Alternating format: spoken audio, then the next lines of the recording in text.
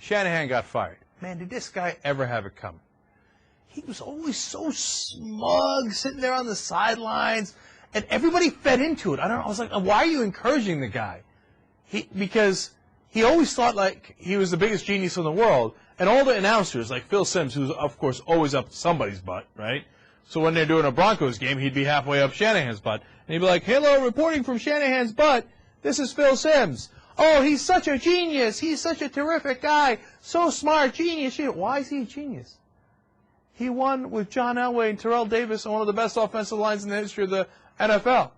Okay, I could be a pretty genius too if you gave me that combination. And since then, he's done pretty much squat. Like he always thinks like, oh, I'm so smart. I'll take the fourth running back off of the Pulaski high school football team, and I'll start him.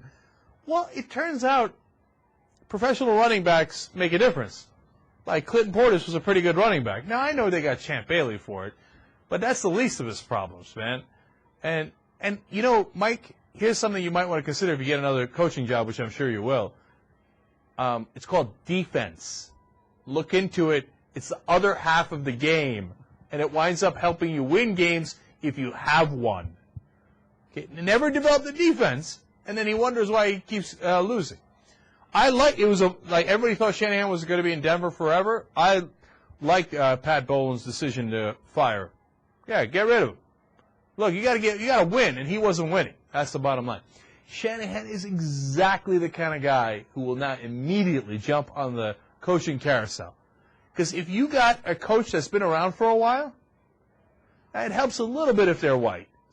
You know, in the bad old days, if you're a black coach, it was a hell of a time getting a job. And if you're a white coach, you immediately got rehired and rehired. And that's changing a lot now with the success of black coaches, you know, from Tony Dungy to Lovie Smith to Mike Tomlin, and the list goes on and on and on, right? But in the old days, and I think still today, but just forget the white-black thing, just on the fact that he's been around for so long, Shanahan's going to be like, hey, listen, who would like me to do a mediocre job of coaching their team? And half the teams in the league will be like, me, please. The guys who hired Wade Phillips and Norv Turner aren't dying to hire Mike Shanahan? Of course they are. They can't wait to hire him. In fact, I'd be surprised if he wasn't in Dallas soon. He's got a name! Yeah, he got a name because he won 2 Super Bowls 28 years ago with John Elway and Terrell Davis. And he's got a name now because he keeps doing clown maneuvers. All right, anyway, I don't know why, but I hate Shanahan. I partly know why. Because I play fantasy football. And anyone who's ever played fantasy football hates Shanahan with a loathing so bright it makes the sun look like it's in the shadow. Like, will you just stick with one running back? All right, sorry. Now, as far as the other coaches are concerned, I got fired.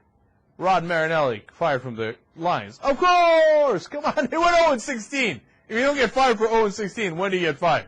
Right? So I'm not having that conversation. Romeo Crennel, they didn't score a touchdown for the last 4.5 years. I'm sorry, but you got to go, my friend. You got to go. And he's the exact opposite of Shanahan. It's called an offense. You might want to look into it. They put points on the board. You cannot win without points. And finally, Mangini. That's the one I wouldn't have done. I think Mangini has potential, man. I think he looks like a tough, smart coach who took some really questionable Jets teams, and half the years did something with them, and on the other half of the years didn't. I'd have given that guy a little bit more of a time. I'm tough, man. I love firing people in the theoretical world, not in the real world. But if I was a GM, I think I'd fire coaches, you know, fairly quickly. But Mangini, I would have given it a shot. I thought he deserved a chance. And really, at the end of it, what was the main problem with the Jets? I mean, nobody really thought they'd go crazy, but when they had a good near end of the season, everyone was saying, "Oh, Favre magic, Brett Favre magic, look what he did," and they didn't really pick up on the fact that the Jets made more moves than just that. You know, yeah, he wasn't everything that was happening with that team. Yeah, he helped, but and then they kind of fell apart at the end. Yeah, they didn't get in. It was very close. They didn't get in. But Brett Favre throws 28 interceptions a game. I mean, it's tough to win with that. I mean, look, he's got an obvious upside. Don't get me wrong, and the thing that drives me crazy is just a couple of years ago. You know what Mangini's? Do you remember Mangini's nickname in New York? Mangenius. So he went from Mangenius to he's a bum. No good bum. You got to fire him. No, it's easy. Bring it down. Bring it down. You didn't need to fire Mangini.